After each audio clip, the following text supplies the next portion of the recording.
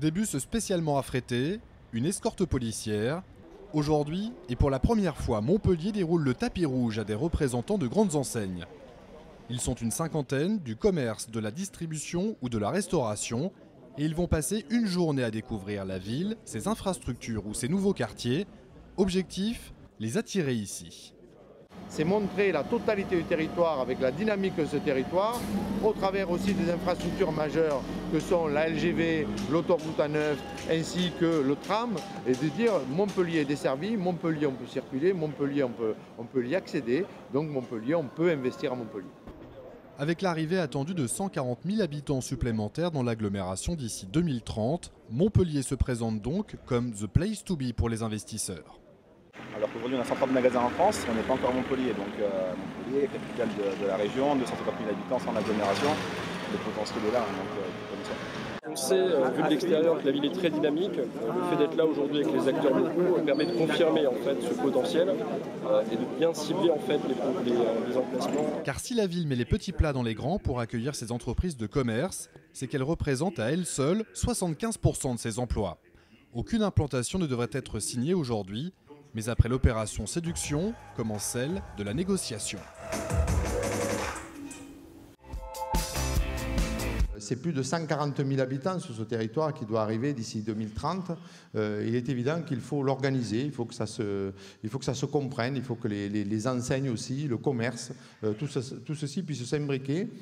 Et je pense que si la Chambre de commerce n'avait pas été présente, parce qu'on est un acteur majoritaire de l'action économique, hein, nous on est économique, on n'est pas politique, mais par contre l'action économique est importante sur ce territoire. Et la Chambre de commerce, qui avait été un petit peu absente ces dernières années, devait reprendre sa place. Et nous l'avons repris avec une liste d'élus complètement cohérente, ensemble, avec la totalité des syndicats que sont CGPME, MEDEF et MPR, dont tout le monde s'est retrouvé. Et là, aujourd'hui, on peut dire que l'action de la Chambre de commerce est reconnue et tout le monde travaille ensemble pour justement arriver à cette grande journée. C'est très important les infrastructures, mais avec la politique d'attractivité économique qui va avec.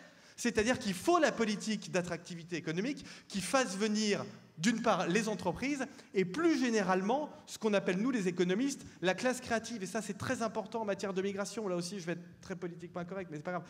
Ce qui compte, c'est très bien de faire venir des gens. Mais si vous faites venir des gens qui vont créer des entreprises et des emplois, c'est encore mieux. C'est ça ce que les sociologues américains, vous avez un très grand sociologue américain qui s'appelle Richard Florida, qui dit « Vous êtes un territoire comme le Languedoc-Roussillon et vous voulez être le territoire le plus riche du monde ?» C'est très simple. C'est très très simple. Période d'innovation. Il suffit de faire venir la classe créative, c'est-à-dire les grands chercheurs, les dirigeants d'entreprise et les jeunes, parce que c'est toujours bien d'avoir des jeunes, ça remet l'ordre établi en cause, c'est très important. Si vous faites ces trois choses-là, et le TGV vous aide à les faire venir, bien évidemment, et l'autoroute vous aide à les faire venir, mais ce n'est pas automatique. Ce qu'il faut, c'est la bonne politique, c'est les bons logements, c'est les pistes cyclables, parce que ces gens-là, c'est souvent des bobos comme moi, donc ils se déplacent à vélo. Et ouais, mais en même temps, c'est la réalité de l'économie. Voilà. Donc, si vous faites venir ces gens-là, oui, là, vous aurez beaucoup de développement économique. Je pense que le principal moteur de la croissance de l'économie du territoire de Montpellier, c'est une économie de consommation. Ce qu'appelait, je crois, notre ami de l'INSEE, l'économie présentielle. Une économie organisée autour d'entreprises et qui assure la satisfaction des besoins de la population présente sur notre territoire, que ce soit les Montpelliérains ou que ce soit les touristes.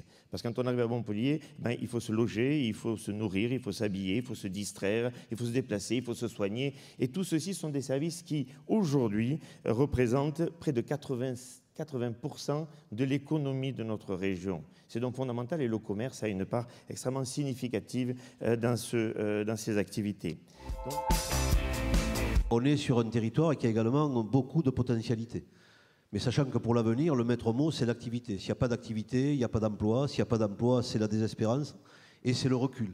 Or, Montpellier a des éléments, on l'a vu, qui sont positifs en termes de démographie, avec des éléments positifs, des éléments aussi qui permettent qui sont à corriger par rapport au fait qu'arrivent dans cette démographie des gens qui n'ont pas d'emploi, donc il faut réinsérer. Bon, mais ça, c'est un plus. La démographie, c'est un apport de savoir-faire, de ressources humaines qui s'ajoute en quelque sorte dans la possibilité de tracer des lendemains plus positifs pour l'avenir.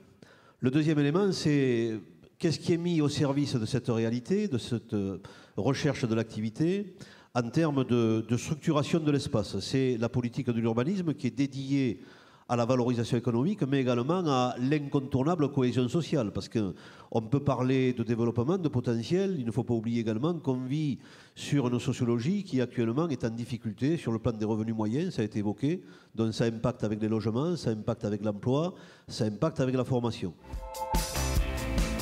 Je peux vous dire qu'alimenter la locomotive est une chose indispensable, et c'est bien Montpellier, son agglomération, qui tire pas seulement le département, qui tire la région.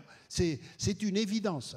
Et nous avons besoin que ces secteurs très fortement urbanisés soient des secteurs porteurs, et nous avons besoin de les accompagner. Pour autant, si une locomotive est chargée à bloc, et si elle n'a pas ses wagons qui suivent derrière, elle ne sert pas à grand-chose. Donc les wagons sont une nécessité aussi.